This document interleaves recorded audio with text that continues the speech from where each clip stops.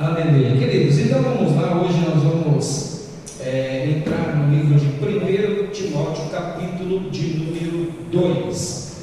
Lembrando que a gente está vindo aí, né, nessas recomendações de Paulo a esse jovem pastor Timóteo, o qual está incumbido de corrigir alguns problemas que está acontecendo ali na igreja em Éfeso. E Paulo então está dando ali todo o apoio, todo o suporte para que Timóteo ele possa então tratar estas causas, esses problemas que estão acontecendo ali na igreja. Nós vimos na quarta-feira passada a respeito daqueles irmãos que estavam se desviando da doutrina, pregando heresias, pregando falsos ensinamentos, e Paulo ele fala: olha, esses aí eu lancei, né, como Alexandre e Mineu, que me causou muitos danos, esses daí eu lancei para Satanás, né? E eu gostaria de perguntar para a igreja se essa parte ficou clara, se os irmãos entenderam o que significa isso. Lançar a Satanás, jogar a Satanás, isso aí eu deixei que Satanás cuida dele. Ficou claro para todo mundo? Quem poderia me explicar, como naquele exemplo que eu dei, quem poderia me explicar o que é lançar a Satanás? Entregar a Satanás? Ninguém? Vamos lá, me ajuda aí, gente. Ao mundo? Talvez não, porque ele possa voltar, né? Então, mas o exemplo que eu dei na doutrina passada, quando eu falei assim: olha, gente, é muito fácil entender esse lançar a Satanás ou mandar a Satanás. Aí eu dei um exemplo, assim, uma parábola. Fiz uma parábolazinha aqui. Quem lembra? Ninguém lembra, irmãos? Vamos estudar o capítulo 1 de novo. É você deixar a pessoa fazer o que ela está fazendo, para ela se quebrar e voltar. Mas qual foi o exemplo que foi dado? Para ficar bem claro isso. O pastor e as ovelhas. Olha, está aí, o pastor e as ovelhas. Lembra? Um aprisco, onde está todas as ovelhas dentro desse aprisco, e essa ovelha, de repente, ela começa a não obedecer mais. O pastor, ele quer dar comida, ela não quer comer, ele quer dar água, ela não quer comer. O que ele faz? Ele põe ela para fora do aprisco, e lá fora do aprisco tem o quê? Tem um lobo feroz, e o lobo vai em cima da ovelha. Espera-se que essa ovelha, com um ataque do lobo, ela volte arrependida. Fala: não, melhor ficar aqui dentro do aprisco, não tem que ficar lá fora. Então, esse é o lançar a Satanás, ou entregar a Satanás, esperando que a pessoa lá fora se arrependa. E de fato, capítulo 5 lá de Coríntios, que a gente já estudou, aconteceu. Aquele jovem que estava em pecado por incesto, ele volta arrependido. E a dificuldade é da igreja em querer recebê-lo, né? E Paulo vai falar: olha, gente, tem que receber, ele não se arrependeu, então agora tem que receber ele.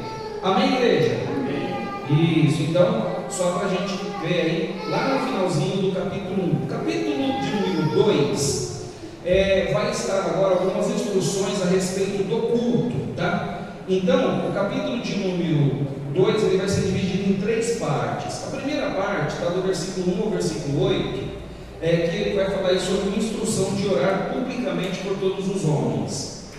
A segunda divisão, versículo 9 e 10, qual deveria ser o traje das mulheres? E o versículo de número 11 até o 15, quanto ao posicionamento das mulheres, tanto na igreja, como em casa, como na sociedade, tá? Então, estava havendo alguns problemas, e ele, diante desses problemas, tem que dar essas recomendações. Então está aqui no verso 1 a 8, 9 e 10, 11 a 15, 3 recomendações para o jovem pastor Timóteo. Vamos ler então, acompanhando, você acompanha por favor na sua Bíblia. O texto que está aqui, está na tela, mas também é melhor você acompanhar na sua Bíblia com a versão que você tem aí. São palavras diferentes, mas que ajudam no entendimento. 1 Timóteo, capítulo de número 2, versículo 1. Todos encontraram? Irmãos, vamos lá. Eu estou sozinho aqui na igreja, não, né? Vamos lá, gente, com voz de profeta. Eu sei que está calor, está abafado, está chovendo lá fora, está muito quente aqui dentro, não é? Mas tá bom, vamos lá, se anima, vai, ajuda eu aí. Em primeiro lugar, recomendo que sejam feitas petições, orações, intercessões e ação de graça em favor de todos, em favor dos reis e de todos que exercem autoridade, para que tenhamos uma vida pacífica e tranquila, caracterizada por devoção e dignidade.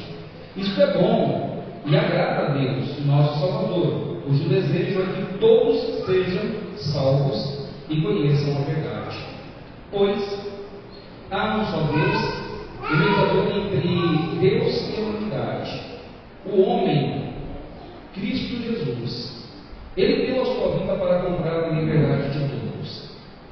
Essa é a mensagem que foi entregue ao mundo no momento oportuno. E eu fui escolhido como pregador e apóstolo para ensinar aos gentios esta mensagem a respeito da fé e da verdade. Não estou mentindo, digo a verdade. Quero, portanto, que em todo lugar de culto os homens orem com as mãos santas levantadas, livre de ira e de controvérsias. Tá? Na versão de vocês vai estar aí: quero, portanto, que orem em todo lugar, com as mãos santas levantadas, livre de ira ou sem contenda ou discussões, né? Então, a tradução é um pouquinho diferente, mas o conteúdo é o mesmo. Então vamos lá. Do versículo 1 ao versículo 8, o que é que Paulo está tratando e por que Paulo está tendo que tratar desse assunto aqui? Primeiro, irmãos, o que ele está colocando é que nós devemos orar por todos os homens, ou orar por todos, né? Nós estamos falando de culto.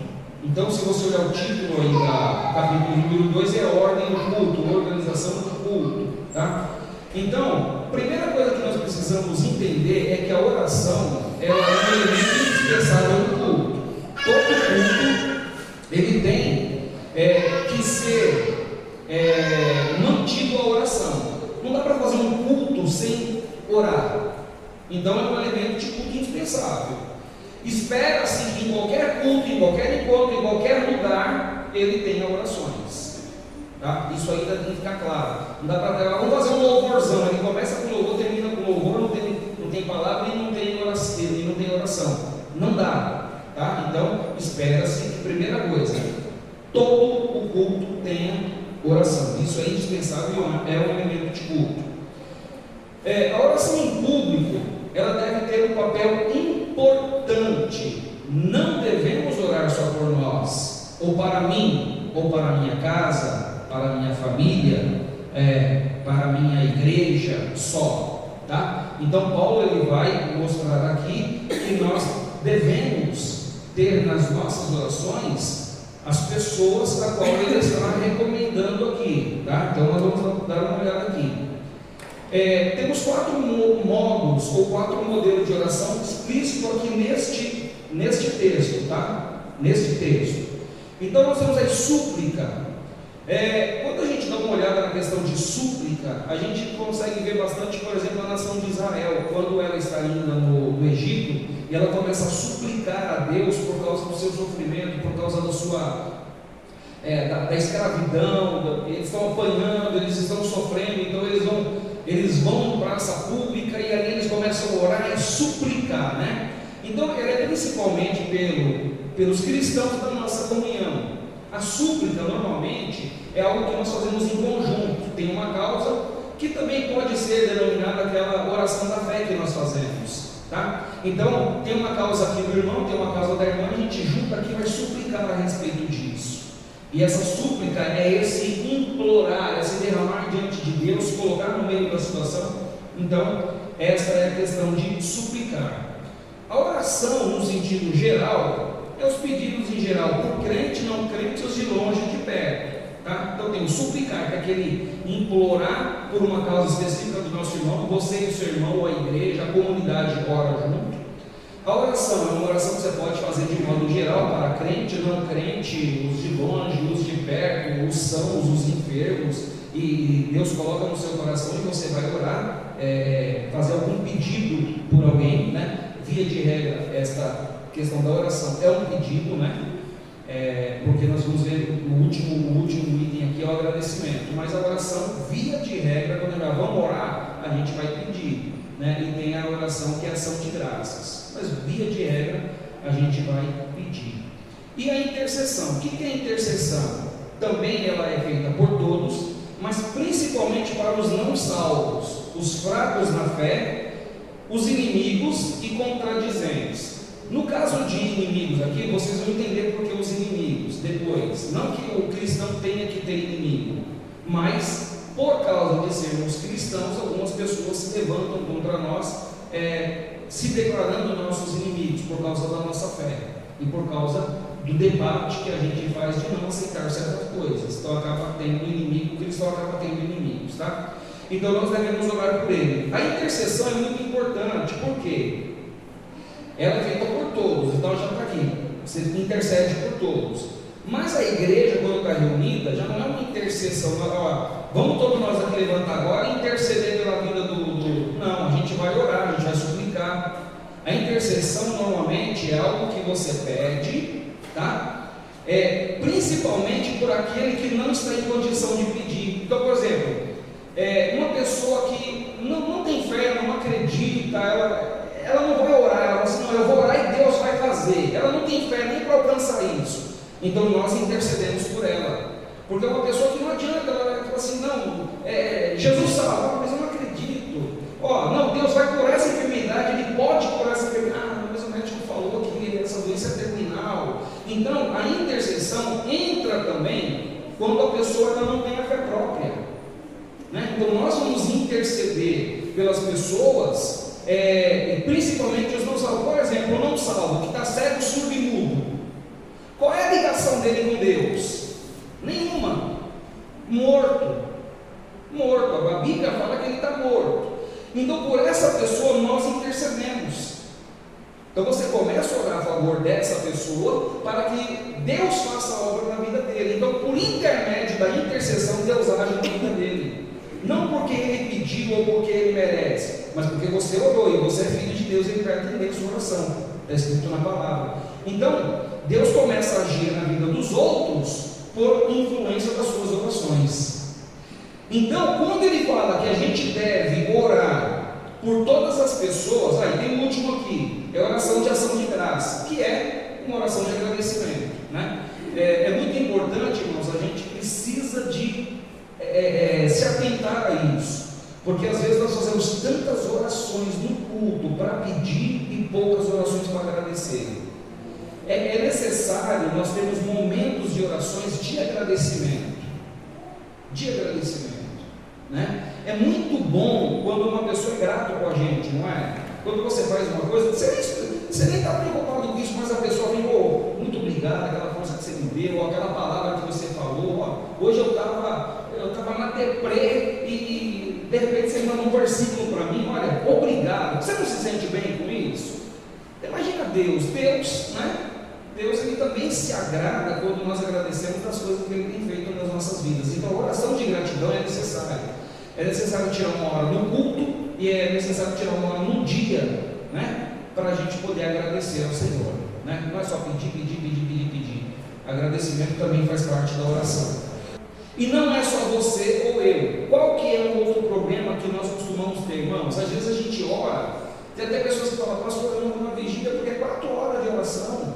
Não tem palavra para orar 4 horas, mas é porque talvez você está orando só por você. Se você não tem palavra para orar 4 horas, é porque o seu caderninho de oração está pequeno. Você tem que alongar ele. Alonga o caderninho de oração, né? Começa por Brasília. Os 3 poderes, 12 cadeiras em um lugar, 500 cadeiras em outro, 80, 90 cadeiras em outro. Começa orando. Então, na verdade, é que muitas vezes nós nos limitamos a orar por nós ou pelas nossas causas, ou por nossa comunidade somente. Como eu coloquei aqui, casa, família e igreja. Eu oro só pela minha casa, minha família e minha igreja. Então, assim, está limitada a minha oração. É lógico, vai dar 1 hora de oração aí, está tranquilo, né? Isso quando a gente não ora no atacado, né? Porque tem gente que ainda ora no atacado. Senhor, abençoa a minha igreja, amém.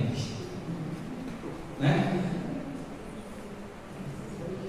a propósito, né? Foi orando especificamente por cada uma das pessoas que você conseguiu casar com ela, né? Porque numa das orações Deus deu uma direção para ela e ela, se posicionou conforme a oração, e aí você apareceu na vida dela, e agora vocês estão casados. Mas antes disso ocorreu fatos, né? Então poderia não ter acontecido, mas oração específica. Senhor, olha, Felipe, ele quer isso, Senhor, aí ó, Senhor, Gacibele, e vai orando um por um. Não é possível você não conseguir orar 40 minutos orando por cada pessoa. E aí Deus vai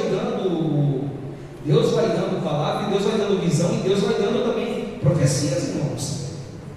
Deus vai revelando coisas, tá bom? Então é preciso a gente ter esse cuidado de não ser egocêntrico nas nossas orações também. Então assim, resumindo, versículo 2 resumindo, por quê?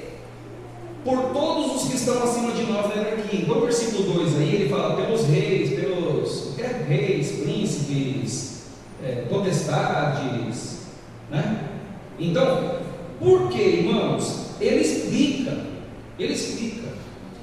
Vamos entender o contexto de Paulo? Lembra que a gente está num período ali de 64, 62 a 65, a gente está nesse período aí, o que a gente tem aí na questão lá de Roma, do Império? A gente vai ter Nero e a gente vai ter César. E César, todos aqueles seguidores de César, que são chamados Césares, eles eram rígidos, eles eram muito brutos. O cumprimento a César, só para você ter uma ideia, César é o Senhor. Então passava pelo outro, César é o Senhor. Só que aí você aceita Cristo. Aí você vai dizer o quê? Jesus Cristo é o Senhor. E aí os Césares vão ficar com raiva de você. Então entende, Nero você não sabe, Nero fez uma conspiração, né, para que pudessem os cristãos serem perseguidos, tá? Então dentro desse contexto é muito fácil que os cristãos tivessem ódio ou raiva dessas pessoas que estavam em eminência, porque eles eram perseguidos por eles eram acusados por eles tinham um certo tipo de perseguição, então logo deixa de lado. Então, só que aí Paulo fala, não, você tem que orar por eles. Então, muitos dos cristãos eram funcionários do Império Romano, que não tinha nenhum motivo para abrandar a vida dos servos. Via de regra, eram cruéis, ou seja, temos que orar pela direita e pela esquerda, né? Porque aí tem os irmãos falando, não, vai orar só por uma turma. Não, você tem que orar pela esquerda e pela direita, irmão, pela direita e pela esquerda. Você tem que orar para todo mundo, né? Não tem esse negócio de ser exclusivista na oração, não. Agora, por que isso, irmãos? Motivo para fazer a oração por essas autoridades. Primeiro, ter uma vida pacífica e tranquila. Quando nós oramos pelos nossos superiores, irmão, quem tem raiva do chefe aqui? Tem alguém que tem raiva do chefe? Que o chefe pega no seu pé? Começa a orar por ele. Ora por ele. Porque você viu, Bia? Você tem raiva do chefe? Deus transformou já. Então, você está rindo porque ele já é um milagre, né? Então, ora pela superioridade, pelas autoridades superiores. Por quê, irmão? Para ter uma vida mais tranquila. No caso aqui, vamos pensar na gente no Brasil aqui. O que é crítico hoje no país? Não é a política, que está acabando com a economia, que está acabando com a saúde, que está acabando com a educação, não é? Então quem faz as leis, as normas, não são eles. Então o que eu faço? Sempre fico reclamando? Oro para Deus matar? Não. Eu preciso orar para eles, para que eles sejam direcionados pelo Senhor. Porque Deus talvez não vai fazer na vida deles por eles, mas Deus vai fazer na vida deles por mim. Porque eu sou servo do Senhor. Então Deus vai fazer por mim, não vai fazer por eles. Segundo, está aí no versículo 2 a 4. É agradável a Deus. É agradável a Deus quando nós oramos pelas pessoas e quando nós queremos a salvação das pessoas, porque afinal também é o que Deus quer. Não existe pessoa nesse mundo que Deus não queira salvar. E quando nós oramos para a salvação dessas pessoas, isso é agradável a Deus. Amém, queridos? através das orações que Deus rege os regentes. Aí, eu tenho um chefe que está sendo cruel comigo. Peraí, fica tranquilo, eu vou orar por você. Eu vou orar para que Deus te salve. Eu vou orar para que Deus transforme a sua vida. Eu vou orar para que Deus transforme o seu coração. E aí, irmãos, Deus ele começa a agir na vida daquele regente, seja qual tipo de regente for, e as coisas começam a ficar brandas para você. Por quê? Por causa da mão de Deus. É a mão de Deus. A mão de Deus que está sobre a vida. Agora, imagine, se você pedir para Deus castigar ele vai ficar mais tranquilo ou vai ficar mais nervoso? E ele mais nervoso vai fazer a sua vida ficar mais tranquila ou pior? Então, ore para que ele esteja bem, ore para que ele prospere, ore para que ele cresça, ore para que dê tudo certo e ore para que ele seja salvo em Cristo Jesus, para você ter uma vida pacífica e tranquila. Está escrito aí, tá? Isso não é eu que estou falando aqui não, eu só tirei o trecho que está escrito na sua Bíblia aí, versículo 2 a 4 está escrito isso. Para a salvação de todos eles. Ora, irmãos, às vezes é muito difícil a gente querer orar para certas pessoas. É muito difícil. E hoje nós estamos numa polarização no nosso país que é muito difícil, da esquerda orar pelo da direita, o da direita orar pela esquerda. É muito difícil, mas isso está errado. Isso não é coisa de crente, isso não é coisa de cristão. Aí por causa disso você vai deixar de orar para ciclano, para Beltrano? Você não pode deixar de orar, você tem que orar para todo mundo. Orar para que Deus, às vezes você fala assim, não, eu vou orar para Deus matar. Não, para Deus matar não, para Deus salvar. Salva depois leva, se for o caso, né? Senhor, salve e leva, salve e leva, salve e leva, né? Se for o caso, que seja assim, né? Salve e leva, mas para que as coisas sejam melhores, irmãos. A oração do crente tem poder, irmãos, tem efeito. Quando a igreja para orar, imagina se todos os cristãos do Brasil tivessem incessantemente em todos os cultos de todas as igrejas evangélicas, em todos os cultos, se tirasse 3 minutos para orar pelo país. Vocês acham que teria uma diferença? Será que teria? Eu tenho certeza que teria uma diferença, eu tenho certeza que seria diferente, mas a gente parece que não tem esse foco. Então a gente precisa aqui, ter um papo sério com o nosso time técnico, porque às vezes a gente, é isso que eu falo, a gente quer viver às vezes numa bolha, e o Senhor não nos chamou para viver na bolha, tanto é que Ele vai chamar o apóstolo dos gentios para sair de dentro da nação de Israel, no meio dos judeus.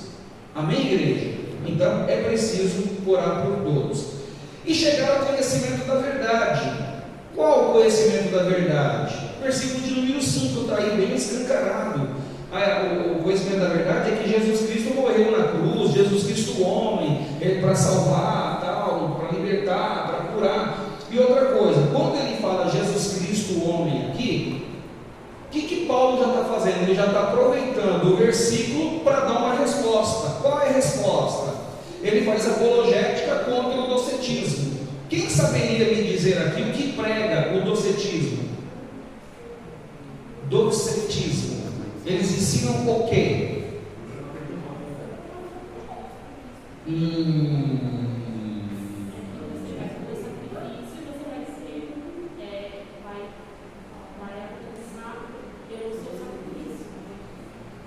Olha lá, entre várias teorias do docetismo, quando Jesus fala assim, Jesus Cristo homem, uma das teorias deles é que a matéria é má.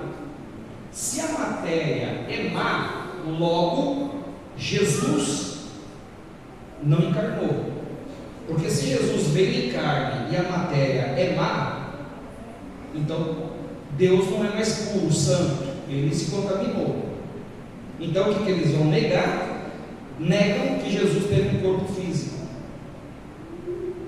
A aula que vem da escola dominical no domingo vai falar sobre essas questões de Jesus, né?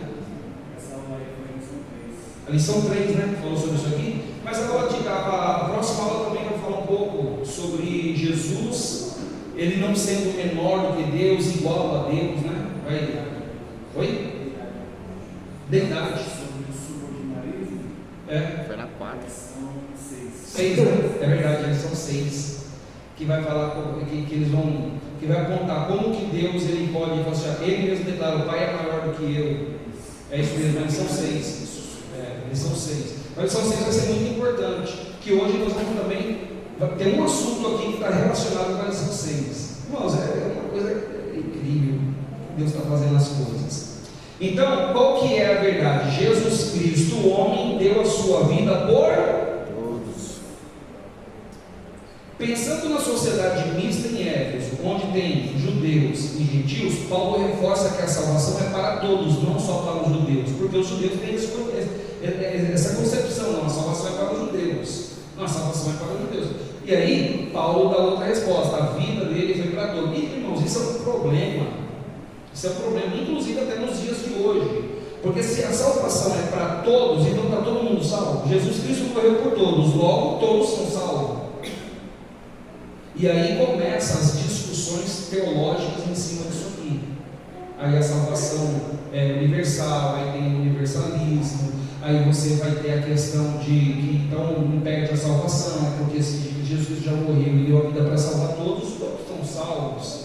Tá? Então, isso dá pano para manga. Deu lá e dá hoje também. Tá? Fato é que a salvação não era exclusiva dos judeus, era para os judeus e era para os gentios também. Então, ele também já estava dando mais um tipo de resposta. Esse fato é tão verdadeiro que foi levantado um apóstolo aos gentios. No versículo 7, Paulo fala: então, por isso que eu fui levantado para pregar aos gentios. Então, a salvação é para todos, para os judeus e para os gentios. Tanto é que Paulo, ele é apóstolo dos gentios. Versículo 8, para encerrar essa primeira etapa: levantar as mãos santas, tá? Era a maneira que os judeus oravam, irmãos, porque alguém pode ler esse versículo e erroneamente colocar uma doutrina em cima disso aqui: só pode orar na igreja de mão levantada, e só pode orar na igreja de mão levantada os homens, porque o versículo fala isso, e os homens oram de mãos, com as mãos santas levantadas, tá? Então assim, eu posso fazer uma doutrina que a gente tem que levantar com as mãos levantadas? Não posso. Como outros costumes que Paulo falou, que a gente não pode aplicar como questão doutrinária, era um costume. Orar com as mãos levantadas era um costume dos judeus, é assim que eles costumavam orar. E já que eles iriam levantar a mão em oração, que fosse em santidade, sem ira e sem contenda, ou seja, não é levantar a mão para orar pelo chefe dele ou pelo patrão dele, falando mata, não, é com amor, santidade, sem ira e sem contenda. Agora dá uma olhada lá em Isaías 1,15, esse costume dos judeus de orar com as mãos levantadas. A gente vê lá, por favor, uma pessoa vai em Isaías 1,15 e outra pessoa vai em Isaías 59, de 1 a 3. Quem está em Isaías 1,15? Quando vocês estenderem as suas mãos em oração, esconderei de vocês os meus olhos, mesmo que multipliquem as suas orações, não as escutarei, as suas mãos estão cheias de sangue. Está vendo aí? Então Deus ali em Isaías 1, é onde lá no versículo 19 ele fala: se quiseres ouvir, comereis do bem dessa terra. O que ele está falando para o pessoal? Olha gente, o culto de vocês está totalmente desorganizado, vocês estão com a mão cheia de pecado levantando para mim, eu não vou ouvir vocês não.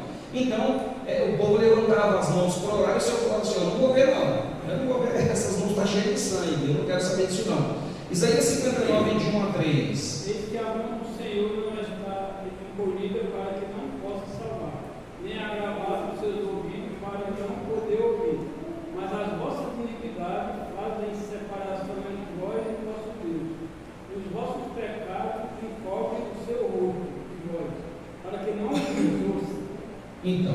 Então aí, o que ele está falando? Deus ele pode abençoar, Deus ele pode fazer, Deus ele pode falar, só que as pessoas estão orando, levantando as mãos contaminadas de sangue, e o pecado diabo está fazendo divisão entre eles e Deus, de forma que Deus não está nem ouvindo. Então, é só para vocês entenderem aqui que o judeu ele tem esse costume de orar com as mãos levantadas, entre outros costumes que tinha também, tá? Isso era devido a motivação de orar pelos inimigos ou a autoridade má. Então, isso levantar a mão em santidade, sem ira e sem contenda. Então Deus fala assim: ó, você tem que orar pelos nossos inimigos. Aí eu vou levantar a mão e vou orar para Deus matar. Não, isso aí não. Então, levanta a mão em santidade, sem ira e sem contenda, um coração limpo. Já que você vai orar, então ora para Deus salvar, para Deus abençoar. Amém, igreja? Amém. Alguém já ouviu falar aqui no nosso meio, né, não na nossa igreja, mas no meio pentecostal, fala assim: você já ouviu falar em oração contrária? Eu até hoje não sei o que é oração contrária, mas tem uma tal oração contrária aí que eu acho que de repente alguém aqui na igreja de Éfeso estava fazendo oração contrária, e Paulo está falando: ó, levanta a mão para orar em santidade, sem ira e sem contenda. Deve estar relacionado, né? Eu acho que tinha oração contrária lá em Éfeso também. Outra coisa, irmãos, olha lá, para fechar esse tópico, orar em todo lugar. Atos capítulo de número 3, vocês vão ver que os judeus, eles tinham o costume de orar aonde? Nas sinagogas ou nos templos, né? Atos 3, é muito interessante, abre lá Atos 3. O judeu então, ele orava na sinagoga ou no templo em horário determinado para isso, marcado para isso. Paulo agora está falando, gente, agora ora em todo lugar. Você não tem que orar só no templo, né? Infelizmente tem cristãos que têm esse comportamento, né? Parece que só ora dentro da igreja. Eu vou na igreja orar. Outras pessoas só acham que Deus vai responder se orar no monte, né? Não, eu vou no monte, eu estou querendo uma resposta, eu vou orar no monte. Mas peraí, se você orar no seu quarto, Deus não vai responder só no monte.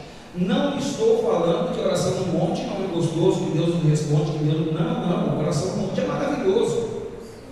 É gostoso, orei muito no monte, hoje não mais por causa da questão de segurança mesmo, né? De madrugada, nas ruas, nos montes, assalto, aquela coisa toda, e também alguns movimentos estranhos acontecendo nas pessoas que ainda vão no monte, né, irmãos? É cada coisa que você fica assim, como diz uma irmã lá da Vila Rubi, né? Ela dizia horrorizada. Você fica horrorizada com tanta coisa que está acontecendo nos montes nos dias de hoje. Mas olha lá, Atos capítulo de número 3, o que está acontecendo aí? Lê a primeira parte, onde fala que em tal horário, tal pessoa subia para orar. E Pedro e João subiam juntos ao templo à hora da oração, a nona, a hora da oração. Então tinha um horário determinado para eles orar e um local determinado para eles orar. Tá? Então Paulo está falando agora para essa igreja nova que está se formando, que entre eles existem gentios e judeus, que é para orar em todo lugar, erguendo as mãos santas sem ira e sem contenda. Tá? Então nós devemos orar por todos, orar pelos nossos amigos, pelos nossos inimigos, não orar só por nós, orar e interceder por toda a humanidade, todos, de perto, de longe, quer seja bom, quer seja ruim, quer seja matador, estuprador, político, ladrão, sem vergonha, salafrário, inimigo, não importa, é para orar, para Deus salvar, para Deus purificar, para Deus libertar e para que o nome do Senhor seja glorificado e a sua vida seja tranquila. Amém? Então, tem alguma dúvida aqui na questão das orações? Está claro? Está tranquilo? Tá? A oração é necessária, tá, irmãos? Então, aumenta a sua agendinha de oração aí. Essa questão de orar 5 minutos e já ficar glória, glória, glória, glória, aleluia, e tá, não tem mais palavra para orar, chega disso, né? Faltou uma parte aí, ó. Lá estava a questão dos homens orar, né? O versículo 8 ele fala sobre os homens orar com as mãos levantadas. Aí fica a pergunta, que já começa a mexer com os próximos textos que vem abaixo. Só os homens podem orar publicamente, irmão? Sim ou não? não, Sim ou não? Não, tá? Não. 1 Coríntios 11:5. Vamos lá? Quem já abriu? 1 Coríntios 11:5. Toda mulher, porém, que ora ou profetiza com a cabeça descoberta, desonra a sua própria cabeça, porque toda mulher que ora ou que profetiza, então tem mulher que ora e profetiza, que é Paulo também falando na igreja de Coríntios, então tem mulher orando em público, tá? Então tem mulher orando, mas algumas pessoas, Felipe, vão pegar o texto e vai falar, tá vendo aqui, ó, mulher não pode orar em público, só os homens, usam esse texto para falar que a mulher não pode fazer a oração em público, infelizmente, tá bom? Então isso é um erro. É claro que não, as mulheres também podem orar publicamente. Lembre-se que Paulo está continuando o raciocínio com vista ao costume judaico. Outro ponto é quanto à espécie e não gênero. Por exemplo, irmãos, a paz do Senhor, irmãos. As irmãs vão responder também, não vai? Então, quando ele fala aqui os homens, não está falando só os homens, ele está falando que é a questão do gênero humano, a humanidade, né? Não os homens. Aqui é um caso aberto, tá bom? Outro caso é que a liderança era masculina. Então, você tinha na igreja aqui apóstolos, presbíteros, e via de regra, esses que levantavam, que iniciavam as orações. Então, também era encaminhado a essas pessoas. Então, Paulo está falando, direcionando a essas pessoas, tá bom? Não tem nada de proibição de mulher não poder orar publicamente, tá? Isso aí aconteceu, esse entendimento houve, mas ele é equivocado. Bom, vamos lá. Aí, Paulo ele abre aqui a parte do traje das mulheres, tá? Então ele vai tirar um tempo para falar a respeito da organização do culto em relação ao traje das mulheres. Vamos ver os versículos? Versículo 9 e 10, na verdade. Da mesma forma, ou seja, irmãos, ele estava dando uma recomendação para os homens e agora ele vai dar uma recomendação para as mulheres. Da mesma forma, ou seja, eu estou dando uma recomendação para os homens, mas tenho recomendação para as mulheres também. Então, da mesma forma, quero que as mulheres tenham discrição em sua aparência, que usem roupas decentes e apropriadas, sem chamar a atenção pela maneira como arrumam o cabelo, ou por usarem ouro, pérolas ou roupas caras. Pois as mulheres que afirmam ser devotas a Deus devem se embelezar com as boas obras que praticam. Tá? Isso aqui não é um texto que eu coloquei, não. Isso aqui é o versículo da Bíblia que está aí.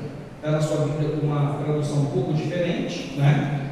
Mas o que está escrito aqui é exatamente isso. Então, da mesma forma que as mulheres têm uma descrição em sua aparência, que usem roupas decentes e apropriadas, sem chamar a atenção pela maneira como se arrumam, como arrumam o cabelo, ou por usarem ouro, pérolas ou roupas caras. Pois se você é devota a Deus, deve se embelezar com as boas obras. Parece que Paulo está dando um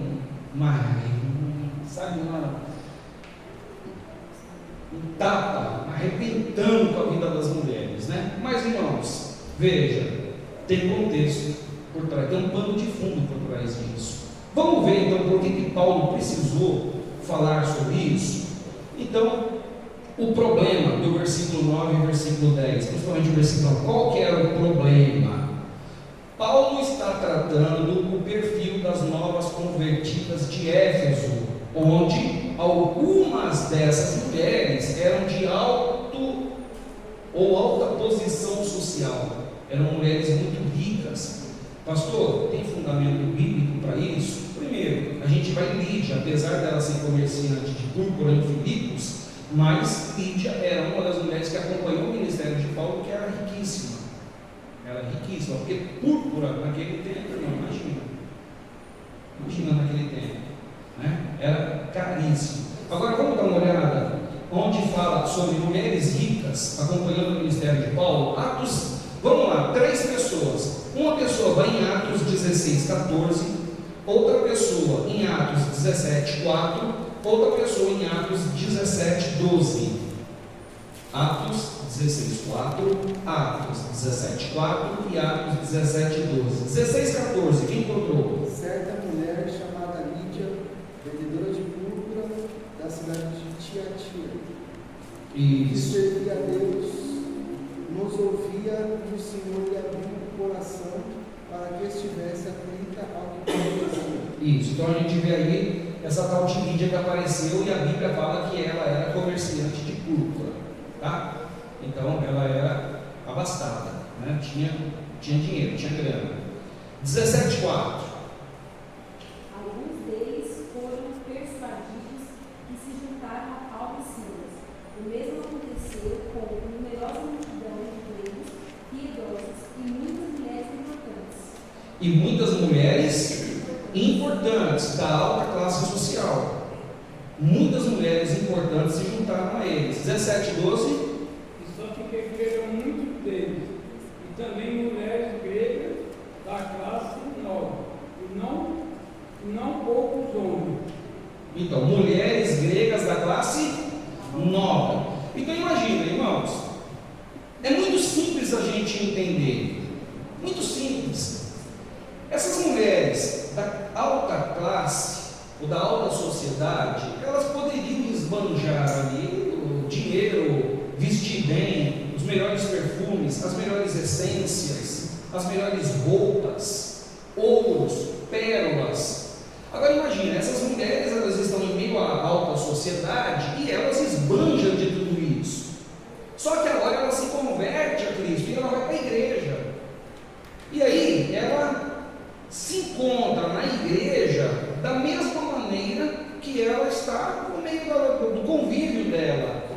Só que na igreja existem outras pessoas também. Existem essas que são as nobres, mas existem aquelas também que são judias, aquelas que são servas. Então Paulo, ele fala assim: olha gente, menos, né? Menos. Tá? Essas mulheres, elas acabavam entrando na igreja e mostrando, querendo mostrar-se, né? Eu até coloquei aqui com a letra diferente aqui. Diferente de hoje, elas queriam valorizar, esbanjando suas pratas, ouro, veste preciosa, maquiagem e corpo. Hoje não acontece isso. Isso acontecia na época de Éfeso, né? As igrejas não tem nenhuma, né? Graças a Deus, nosso meio não tem, irmãos. Graças a Deus, nosso meio não tem. Mas eu já fui em igreja aí que eu vou falar para você. Parece um desfile de moda. Infelizmente, sim ou não? Tem lugar que é terrível. Então, infelizmente, essas pessoas acabavam querendo esnobar, mostrar o seu poder aquisitivo, tá? E aí Paulo, ele vem tratando e fala assim: gente, olha, vocês não estão entendendo nada, cabe mais a modéstia. Outro caso que Paulo está tratando a respeito das vestes, irmãos, aí já é o oposto, mas são as mulheres que estavam servindo lá elas como sacerdotisas de Diana, que eram prostitutas sacrificiais, ou seja, elas estavam lá no templo de Diana e o ofício delas era a prostituição, elas eram sacerdotisas relacionadas à deusa da sensualidade. Então, essas irmãs se converteram, e aí eu coloquei aí, né? Você consegue imaginar o guarda-roupa dessas irmãs? Vamos ser muito sinceros, é como hoje, se a gente sai para fazer um evangelismo, um arrastão, fazer uma cruzada, de repente nos lugares onde existem essas pessoas que estão dadas à prostituição. Então você vai lá, evangeliza, elas aceitam Jesus chorando, aí começa a vir para a igreja. Irmão, vocês acham que ela vai vir com qual roupa? A roupa que ela tem. Vocês entendem? Então, tem um contexto por trás dessa fala de Paulo.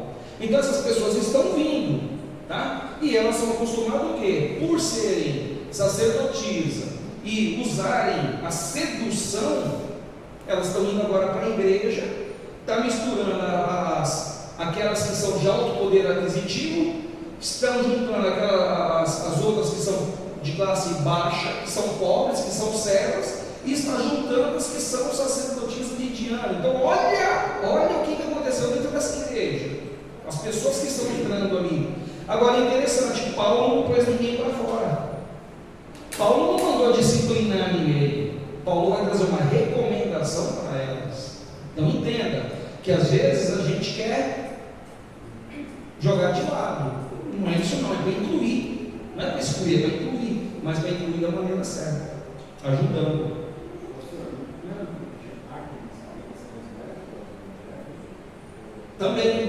Também, mesma época. Mesma época. Tá bom? Então, quanto à maquiagem, da mesma forma, elas queriam chamar atenção. Então, as maquiagens, principalmente a questão das irmãs que eram ex-sacerdotisas de Jean, usavam aquela maquiagem mesmo para.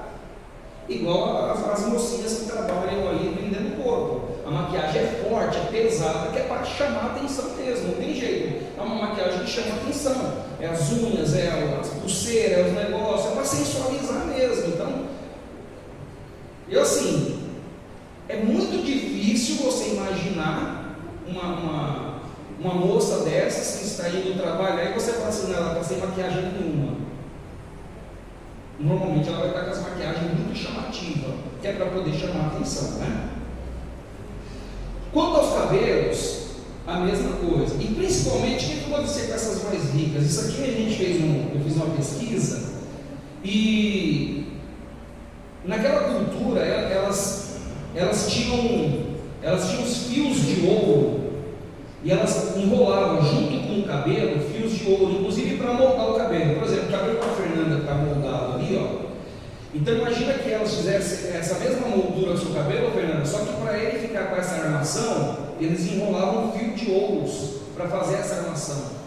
Tanto é que houve um comentário que algumas mulheres tinham problema para dormir, porque elas não queriam desmontar o cabelo, desmanchar o cabelo, ficava com aquela forma no cabelo, fio de ouro enrolado, e não queria que ninguém tocasse, até para tomar banho, para dormir, era uma dificuldade.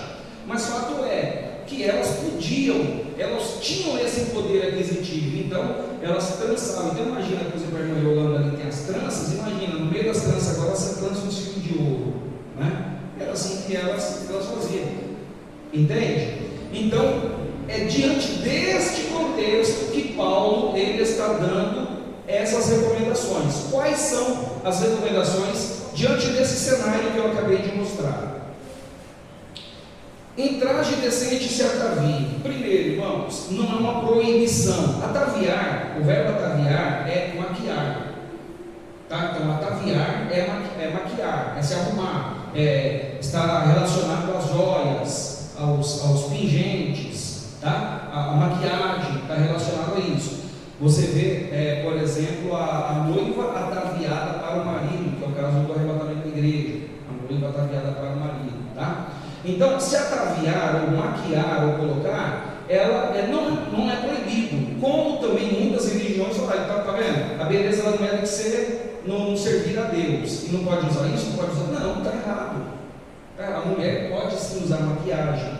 Nós mesmos, há tempos atrás, há anos atrás, proibíamos o uso de maquiagem, corte de cabelo, algumas coisas, né? Mas nós vimos, estudando ao longo do tempo, que a gente estava cometendo um equívoco, tá? E que era um certo exagero da nossa parte. Então nós mudamos para que pudéssemos entrar dentro do ensinamento lógico, tá? Mais coerente, não estreitar muito as coisas. Então a maquiagem ela pode, agora ela deve ser de maneira decente. Como que é maneira decente, irmãos? Paulo responde na sequência, com discrição, sem chamar a atenção, nem com a roupa, nem com as joias, nem com as vestes, nem com o cabelo e nem a exposição do corpo. Então fica muito simples. Paulo já dá a explicação, gente. Vocês vão se arrumar, põe uma roupinha legal que não chama muita atenção, que não é aquela pessoa que chega na igreja, cheguei, todo mundo para, olha. Ou porque está muito apertada, ou porque está muito bonita, ou porque está cheia de pérolas preciosas pintadas. Então assim, seja coerente, seja discreta. O importante aqui, que ele está mostrando, é não mostrar, não chamar a atenção. Então assim, quando você for se vestir, quando você for se maquiar, tem que ser alguma coisa que não chama a atenção, que para as pessoas para olhar assim, né? Que a irmã chega, às vezes a irmã está com tanto brilho que chegou a ficar ofuscado, né? Então assim, não é isso. É com algo que não chame a atenção, que não escandalize, que seja discreto. Porque tem roupa, irmão, agora, vamos dizer, na quarta que vem, aí nós vamos contemporizar a esses assuntos, e aí a gente vai trazer um pouco para o nosso lado prático. Infelizmente, irmãos, tem irmãs e tem irmãos também que usam roupas tão apertadas, que fica feio, fica escandaloso. Ou um decote, por exemplo, a irmã vai usar um decote, aí usa aquele decotão, aí ela ajoelha para orar, né? Aí vira para o banco de trás, aí o irmão está no banco de trás virado para frente, aí a irmã ajoelha aqui para orar e abaixa aqui o decote. Pronto, aí o irmão, em vez de orar pelos ímpios, ele fala: Senhor, me cega, Senhor, me cega, Senhor, me cega. Porque vai ficar difícil para ele, né? Tem roupas, existe na internet aí, você vai ver roupas de pessoas que se dizem pastoras em cima dos altares aí, umas roupas, não, isso não tem como. Tem como. Então, existem sim pessoas nos dias de hoje que usam as roupas muito inadequadas para a igreja. Aqui a gente não está falando de o tipo da roupa, o modelo da roupa. A gente está falando de roupa transparente, a gente está falando de roupa apertada, a gente está falando de maquiagem chamativa, chamando a atenção. A gente está falando aqui sobre a questão das joias, do cabelo, né? E tem pessoas que têm um tempo, irmãos, que é de invejar o tempo que tem. Um dia está de cabelo preto, outro dia está de cabelo amarelo, outro dia está de cabelo marrom, outro dia está ruivo, outro dia está azul, outro dia está assim, outro dia está assim. Gente, essa pessoa tem tempo, né?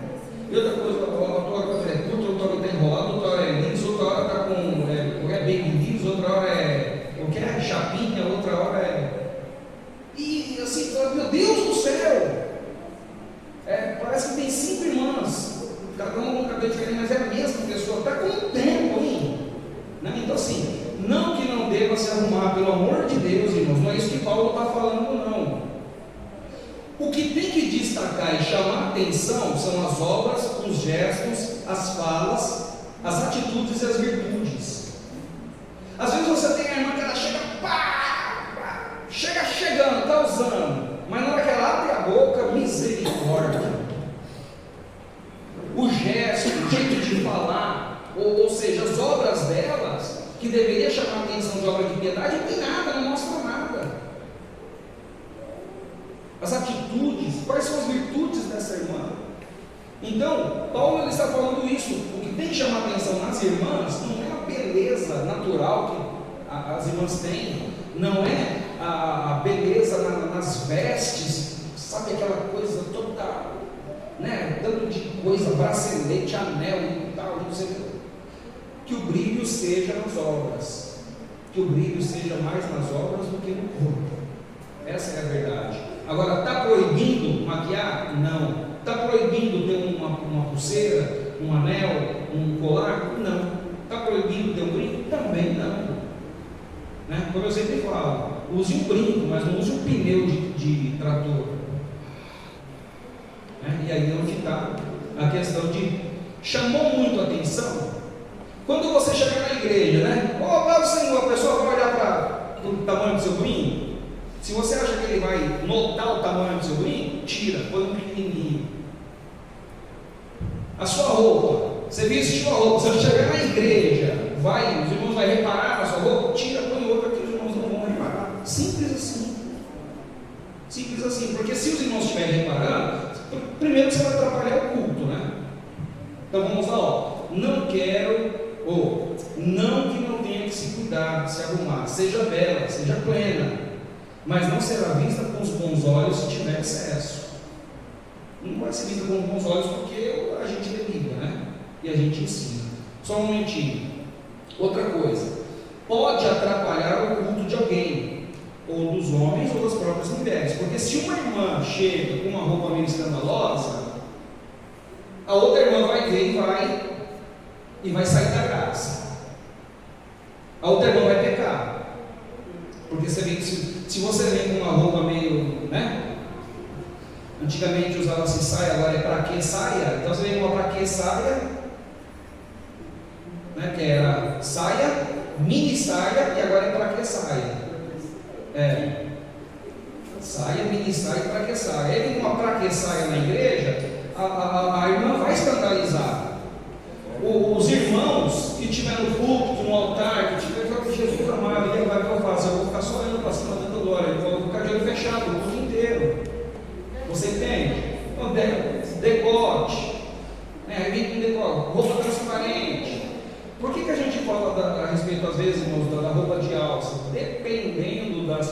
cristão, a roupa de alça não mostra muito.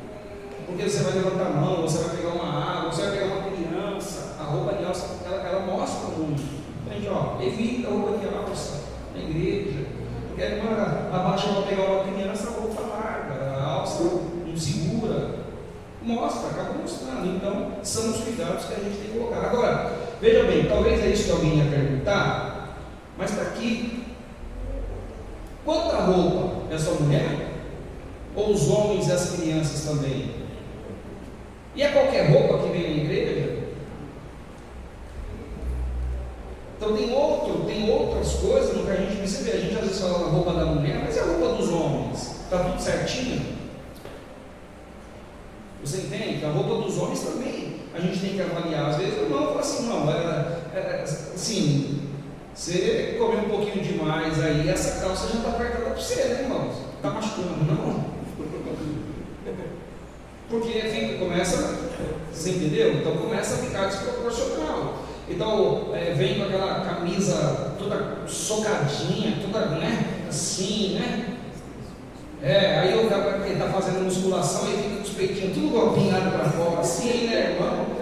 Não dá, irmãos, não dá. Tem que ter também um certo ordem, tem que ser um certo pudor. Então, a pessoa tem que se vestir, ela tem que olhar, tá legal? Tá legal?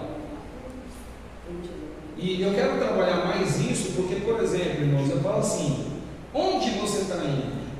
Então você tem que usar uma roupa que ela não seja uma roupa. Eu vou falar o português bem claro, não é uma roupa de miserável, e não é uma roupa de relaxado, e também não seja uma roupa de gala, entende? Então tem que usar uma moderação no vestir-se, no se comportar. Inclusive, quando a gente fala em vir à igreja, eu vou ser muito sincero, irmãos, eu recomendo muito que a igreja não venha com roupas com nome de marcas. Porque eu estou vindo na casa de Deus, eu tenho que aparecer aqui a glória de Deus, eu não tenho que glorificar a Deus. Quando eu venho com uma roupona estampada aqui, sei lá, escrito aqui, filudido. Foi longe, hein? Foi longe. Foi longe? Foi. E Pacalolo? Filudido, Pacalolo, Lacoste, Bad Boy, Ciclone, Palmeiras, Corinthians. Faz sentido? Faz sentido vir para a igreja, cultuar Deus com uma roupa de time? Faz sentido? Não faz. Agora, irmãos, pelo amor de Deus, entenda. Deixa eu falar uma coisa para os irmãos. Pastor, mas você tem que entender uma coisa. Eu saí da minha casa para vir para a igreja. Então eu vou pegar a minha melhor roupa, porque eu acho uma roupa legal, decente, que não. Agora, irmãos, eu estou vindo do trabalho, estou vindo do serviço. Eu saí, eu ia passar em casa, não passei em casa. Aí eu estou com uma camisa, mas eu estou com a camisa do Palmeiras. Mas eu não estou vindo direto de casa, eu estava em outro lugar, tal. Tem problema? Eu não vou na igreja porque o pastor falou que não vai entrar na igreja com a camisa do Palmeiras, do Corinthians, do São Paulo. Você vai deixar de vir na igreja por causa disso? Não. A igreja precisa ser madura para entender. Nós precisamos ter esse tipo de entendimento. Então nós não temos algum costume, mas irmãos, dependendo de onde você está vindo, como você está vindo, dependendo da sua situação, eu vou chegar aqui com a roupa do serviço, de macacão, às vezes eu quero vir para a igreja direto, não deu tempo de passar em casa, eu não quero perder o culto, estou de macacão da firma, vou vir com macacão da firma, paciência. Agora, uma coisa, estou saindo de casa, estou naquele meu banho, vou colocar minha camisa, vou colocar a camisa do São Paulo para vir para a igreja. Aí não dá, né, irmão? Aí vigia, né? Vigia. Tudo bem que a gente está muito chegado no apóstolo Paulo, mas, né? Então, é essa questão do discernimento. Aí a gente fala sobre guardar o teu pé para entrar na casa do Senhor teu Deus, né? A gente fala sobre essa questão da reverência. A gente fala que esse lugar é a casa de Deus, então não é de qualquer jeito que a gente vai se comportar. Como eu falo, você está vindo de casa, toma um banho, faz a barba, se arruma, passa um perfuminho, leva um cabelo, põe uma sandália, um sapato, legal, né? Evita, aí então, às vezes não está em casa, às vezes está em casa, Aí está na hora de ir para a igreja, você correndo de chinelo, com a fedida. Vamos ser sinceros, irmãos. Chinelão de. Você tem que lembrar onde você está indo e fazer o quê? Se você tiver esse discernimento, você vai se vestir bem. Você vai se vestir bem. Não vai ter exagero e também não vai ter, sabe aquele negócio de vou de qualquer jeito? Vou de qualquer jeito na casa de Deus, na presença do poderosíssimo Deus Criador. Não dá. Vamos tomar mais cuidado, né? Puxado. Versículo 11 a 15 vai falar sobre a participação das mulheres no culto. Tá? Irmãos, é preciso voltar de novo no perfil das mulheres de Éfeso. No caso das ricas, e por serem romanas, gregas, a cultura era outra. Essas mulheres tinham papel de autoridade nas suas casas diante dos servos ou os escravos. E alguns ofícios junto com os maridos. E elas estavam sendo usadas pelos falsos mestres para confundir a doutrina de Paulo. Ou seja, essas mulheres que não estão vindo numa cultura judaica, que tinham uma questão da função do papel da mulher na sociedade, na casa e na igreja, era diferente. Então essas mulheres agora, como elas são romanas, como elas são gregas, a cultura delas eram outras, essas mulheres já estavam, digamos assim, muito mais à frente. Muito mais à frente. Só que agora, quando chega na igreja, começa a dar problema. Mas não só isso. Qual que foi o principal problema que aconteceu? Os judaizantes, aqueles falsos mestres, eles começaram a se aproximar dessas mulheres a fim de perverter ela contra o ensinamento de Paulo, ou seja, para ganhar força. Por quê? Porque elas tinham força. Eram mulheres de poder aquisitivo, eram mulheres de presença, eram mulheres que estavam acima na questão de sociedade, inclusive da classe social. Então, os judaizantes queriam fazer a cabeça dessas mulheres para ganhar força na igreja. Tá? Então, a gente vai entender por que Paulo vai falar sobre o papel da mulher na igreja. Então, vamos vendo algumas situações, nós vamos ver versículo, tá? Pelo que nos parece, os falsos mestres estavam tentando se aproximar dessas mulheres, pois elas tinham muita influência, e queriam manipulá-las, e ainda levar vantagem financeira em cima delas. Tá? Então, o primeiro ponto aqui é que existiam pessoas que estavam querendo se aproveitar dessas mulheres e ensinar coisas erradas aí para ela. Veja o versículo 15, parte B. O último versículo, que é o 15, parte B. Está escrito aí: se permanecer com modéstia na fé, no amor e na santificação. Então, as irmãs estavam correndo o risco de não permanecer na fé. Entende? O primeiro caso aí, ó, elas corriam o risco de não permanecer na fé. Por quê? O que queria desvirtuar a fé delas? O novo evangelho que estava sendo ensinado pelos judaizantes. Vamos ver então alguns exemplos? Olha lá, capítulo de número 5, versículo de número 11. Vai comprovar isso que eu estou querendo dizer. Aqui fala a respeito das mulheres viúvas, mas não só as viúvas. O que estava acontecendo com elas? Além disso, aprenderão a se tornar ociosas e andar de casa em casa fazendo fofoca, intrometendo-se em assuntos alheios e falando que não devem. Portanto, aconselho que essas viúvas mais jovens se casem de novo, tenham filhos e tomem conta do próprio lar. Então o inimigo não poderá dizer coisa alguma contra elas, pois de fato algumas já se desviaram e agora seguem Satanás. Então, já tinham irmãs que, por ter certa posição, tal, e agora estava viúva, porque naquela época morria muito jovem, as pessoas também estavam viúvas. O que essas irmãs faziam? Recebia da igreja e ficava andando de casa em casa, fazendo fofoca, intriga, intrometendo em assunto alheio. Então, ele falou assim: ó, fala para essas mulheres, tudo é casar de novo aí, e achar alguma coisa para fazer. A verdade é essa, irmãos, e achar alguma coisa para fazer, porque algumas delas já se desviaram e agora seguem a Satanás. Então elas foram arrastadas mesmo por uma doutrina satânica, foram arrastadas. Vamos ver mais exemplo? 2 Timóteo Timóteo, capítulo 3, versículo de 6 a 8. 2 Timóteo, versículo 3, de 6 a 8. Olha o que está escrito. Entre tais pessoas, há aquelas que se infiltram na casa alheia e conquistam a confiança das mulheres vulneráveis, carregada de pecado e controlada por todo tipo de desejo. Mulheres que estão sempre em busca de novos ensinos, mas jamais conseguem entender a verdade. Esses mestres se opõem à verdade, como Janes e Jambres se opuseram a Moisés. Tem a mente depravada e a sua fé não é autêntica. Então o que ele está falando aqui? Que tem mulheres, versículo 7, tem mulheres que estão sempre em busca de novos ensinos. Paulo já ensinou. Por que elas estão em busca de novos ensinos?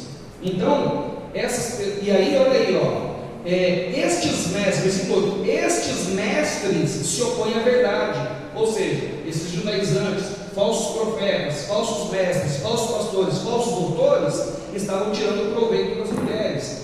Tais pessoas, que são os mestres, se infiltram na casa alheia e conquistam a confiança de mulher vulnerável. Então olha aí, tá? Então essas mulheres, elas estão sendo, irmãos, no fundo, manipuladas, e muitas até já caíram na fé, tá? Resumindo, olha que interessante, isso aqui é um recorte que eu peguei, por isso está com uma letra até diferente, foi um recorte que eu peguei de um estudo, tá? Esse estudo aqui, inclusive, é uma tese, virou um livro, inclusive, é do Augusto Nicodemos. Esse recorte aqui eu não coloquei aqui, deveria colocar o crédito aqui, mas eu já estou avisando. Ele é do Augusto Nicodemos, tá? Embora não saibamos o motivo com exatidão, transparece claramente que os ensinos dos falsos mestres em Éfeso incluíam a rejeição dos papéis tradicionais das mulheres no casamento e um encorajamento a que elas reivindicassem papéis iguais na igreja e nos lares. A situação parece bastante similar à igreja de Corinto, onde as mulheres procuravam exercer do culto funções até então privativas dos homens cristãos. É contra esse pano de fundo que Paulo determina às mulheres da igreja de Éfeso que aprendam o silêncio e que não ensinem nem exerçam autoridade sobre os homens e que estejam em perfeita submissão, tá? Então, é debaixo desse pano de fundo que essas mulheres estavam sendo usadas que Paulo vai trazer então essas recomendações, tá bom? Versículo 11 então, o que diz aí? Que a mulher, ela precisa aprender em silêncio. Versículo 11, a primeira parte do versículo 11, que a mulher deve aprender em silêncio. Dói o ouvido das irmãs isso? Sim ou não? Não? Vamos lá, irmão, vamos ser sinceros aí. A mulher aprende em silêncio e fala assim: ó, eu proíbo que a mulher ensine e ela tem que aprender em silêncio. Se tiver dúvida, pergunta para o seu marido em casa. Isso dói aos ouvidos das irmãs, sim ou não? É claro, se fosse no meu ouvido, doía também. Tá? A mulher aprende em silêncio. Olha que interessante, apesar de parecer negativa essa fala de Paulo, compare. No judaísmo, o ensino das escrituras era exclusivo para os homens. No judaísmo, o ensino das escrituras é exclusivo para os homens. Quando eles iam na sinagoga, as mulheres tinham um lugar separado dos homens. Na filosofia da época, alguns filósofos diziam que a mulher não precisava de religião, porque nem alma elas tinham.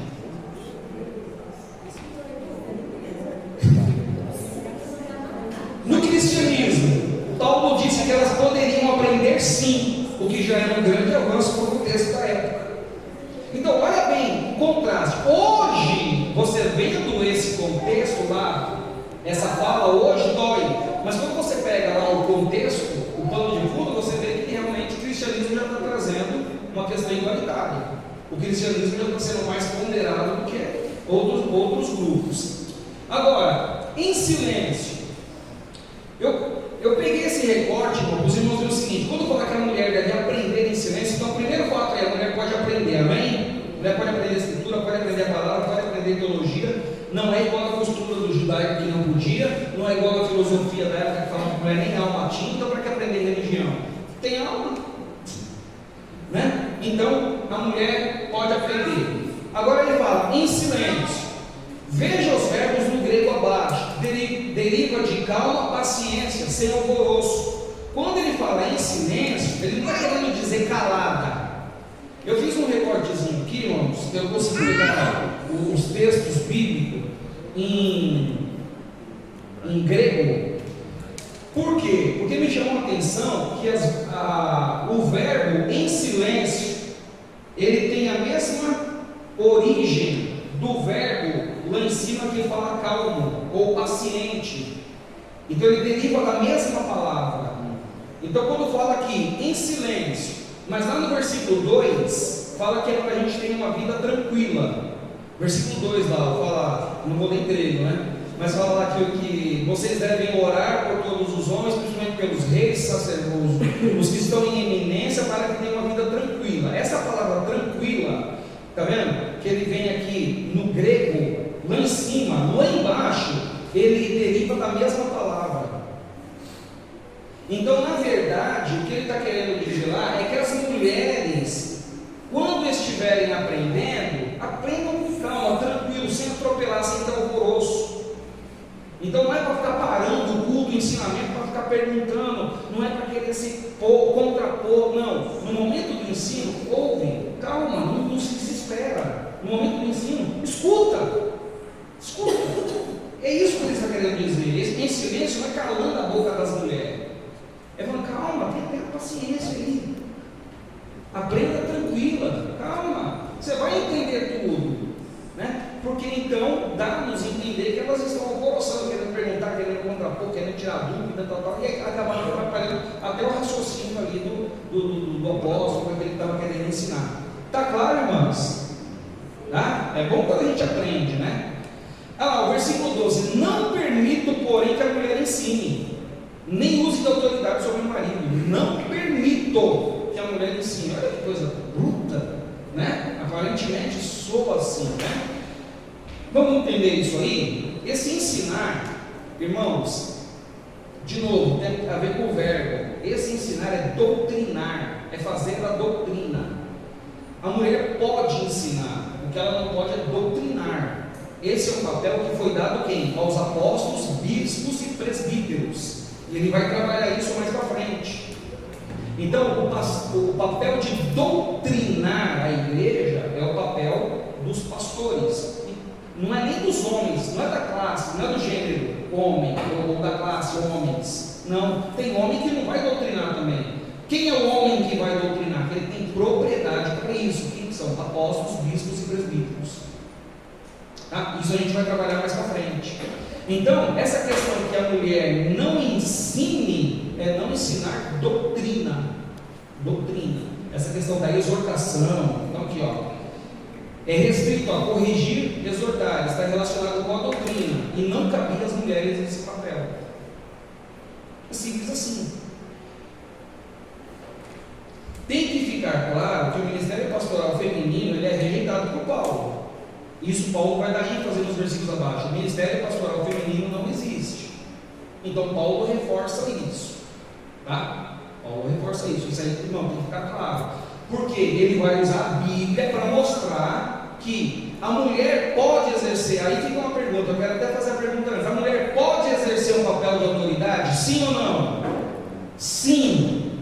Desde que esteja sob a autoridade de um homem. Sob, abaixo, não acima, sob. Tá? Então, por exemplo, uma missionária, se a gente manda uma missionária lá para Zimbábue, ela vai com todos os direitos e deveres de um bispo. Ela vai dar ceia, ela vai orar, ela vai pôr na cabeça, ela vai ungir. Por quê? Porque ela está indo incumbida por líder da igreja, o apóstolo da igreja, o bispo, o pastor da igreja, o presbítero da igreja. Ela está sendo enviada, então ela tem toda a autoridade, então pode fazer. Não é que não pode. Você entende? O que não é aceito aqui é a mulher ela estar na posição de, por exemplo, fundadora do ministério. Não faz sentido nenhum, e aí Paulo vai mostrar por quê. Calma aí, está doendo, mas calma aí. Versículo 13 e 14. Paulo está usando as escrituras para diferenciar o papel dos homens e mulheres em casa, na igreja e na sociedade.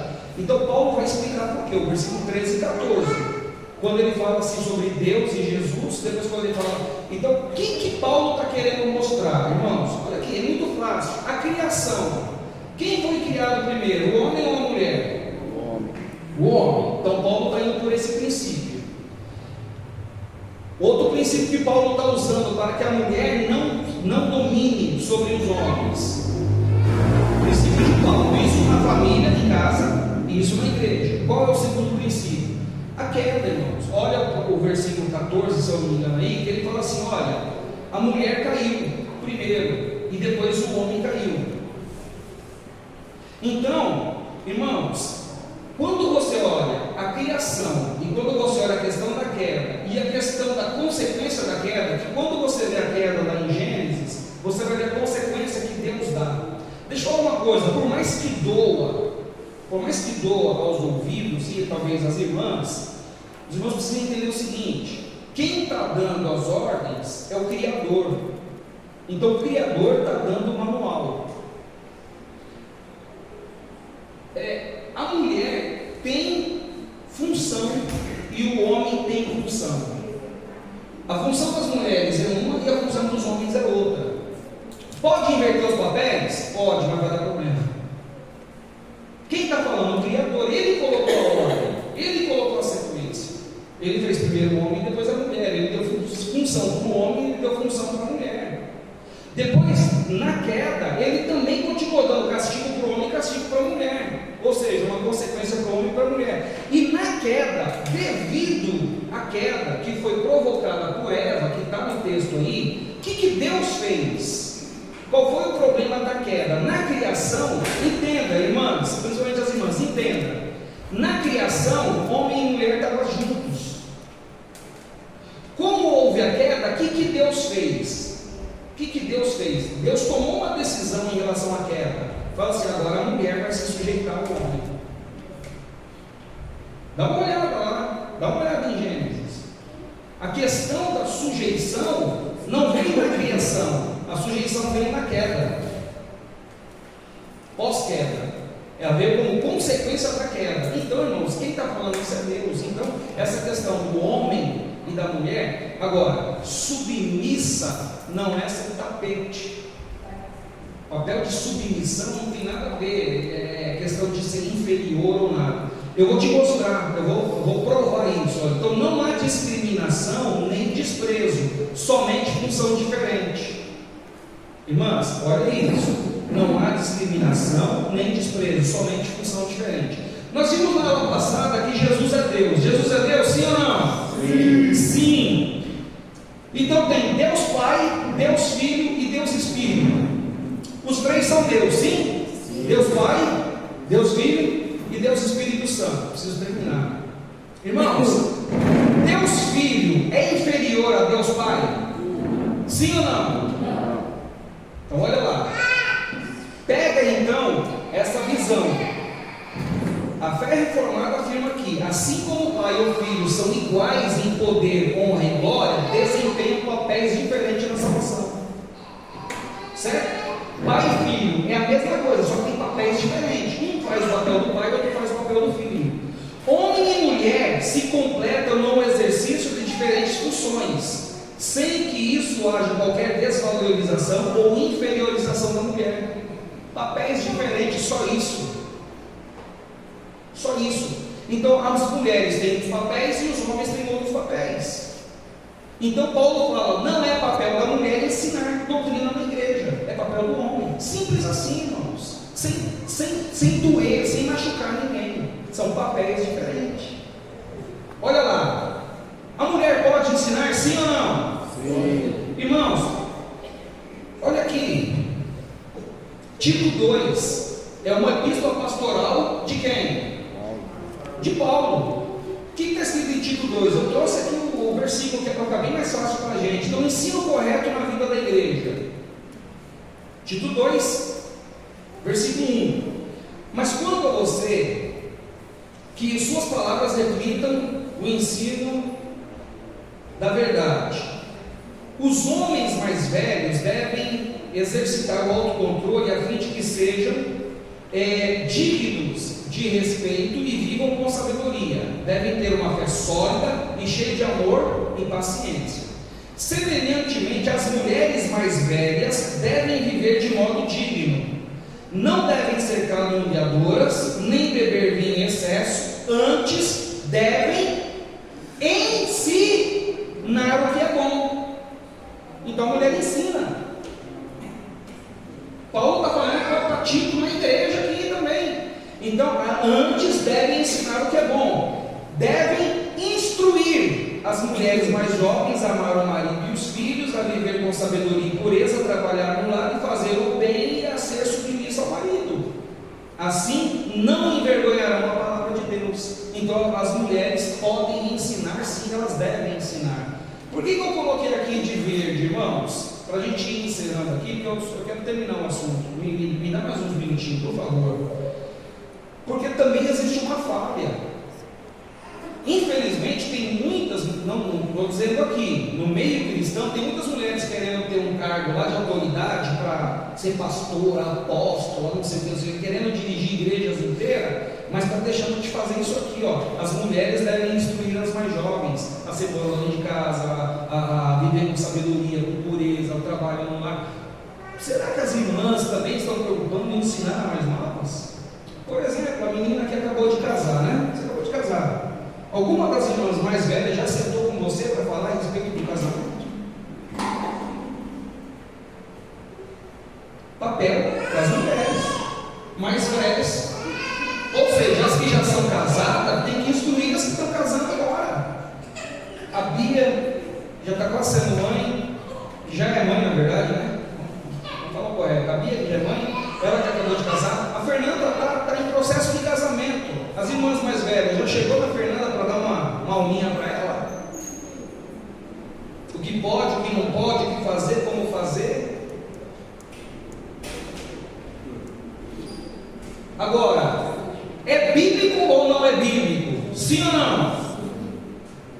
Alguma das irmãs vai falar assim, mas a gente vai falar para elas, elas não querem ouvir. Irmãos, eu estou falando aqui o que é bíblico. A Bíblia fala que as mulheres que já são mais idôneas devem ensinar as novas. Está escrito na Bíblia, e aí o problema de quem leu, quem gostou, quem não gostou. Está na Bíblia, a gente tem que fazer. Então a mulherada aí, as mais idôneas, pega as mais novas e ó, ensina, instrua.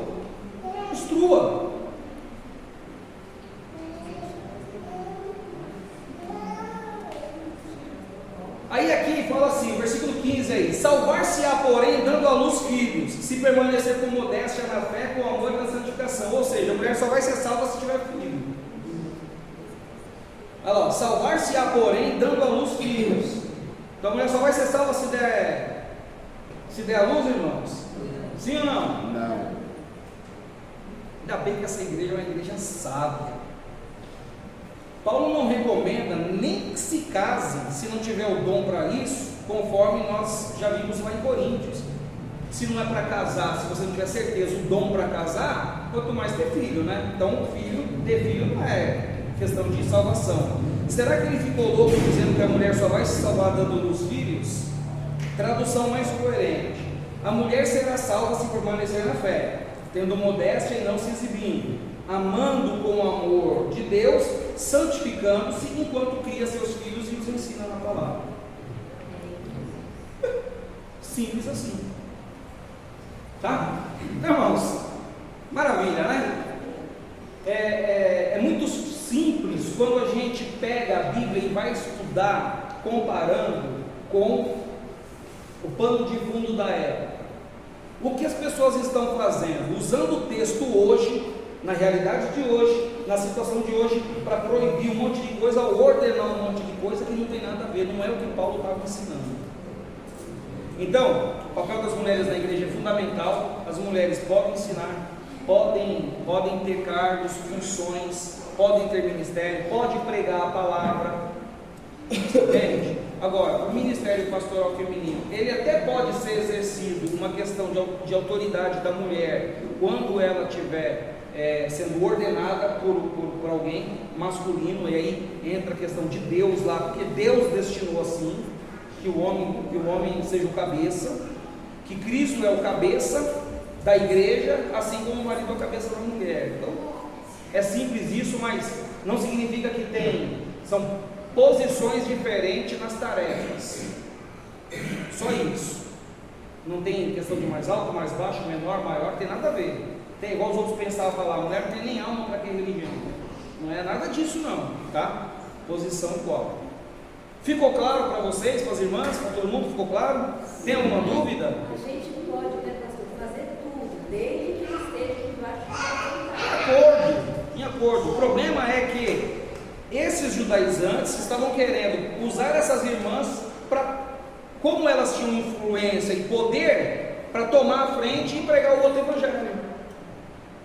Então eles estavam manipulando, elas estavam sendo usadas. Aí ele falou assim, então, calma aí, não é desse jeito não, vamos lá, vamos organizar. Então eu mostrei em vários textos que elas estavam sendo manipuladas. Pelo menos 3 textos bíblicos mostrando que algumas já tinham até se desviado do evangelho, irmãos. Tá? O que eu quero dizer é que essa posição em relação ao homem e à mulher, de novo, irmãos, é muito difícil para a sociedade de hoje que nós estamos vivendo, querendo igualdade. Mas posso ser muito sincero, igualdade é perigosa. Eu comecei a estudar recentemente 2 palavrinhas, e a primeira eu vou até falar para os irmãos já dar uma olhada: equidade. A Bíblia fala mais sobre equidade do que igualdade. Então, mesmo as irmãs que estão ouvindo todos os movimentos aí que tem por aí, toma cuidado, porque serve melhor para as irmãs equidade do que igualdade. Vocês sabem a diferença? Para a gente fechar, equidade e igualdade? Então, quem não souber, a gente pode ver na próxima aula, a gente vai explicar, mas é muito melhor a equidade do que a igualdade, tá? E esse negócio de direitos iguais, igualdade, ele não serve, não vai servir para as irmãs, não vai servir para as mulheres, não vai servir para os homens, não vai servir para ninguém. Por quê? Porque a igualdade é ser igual para todo mundo. E na verdade nós somos diferentes. Então a equidade funciona melhor. A equidade vai suportar, vai igualar muito mais do que a igualdade. Amém? Tá? Então a Bíblia mostra isso. Provérbios, equidade. Tá? Então o que nós queremos na nossa igreja aqui é a equidade. É que todos sejam alinhados no mesmo nível, na mesma altura, no mesmo patamar, e sejam cada um atendido na sua necessidade. Amém, igreja? Amém.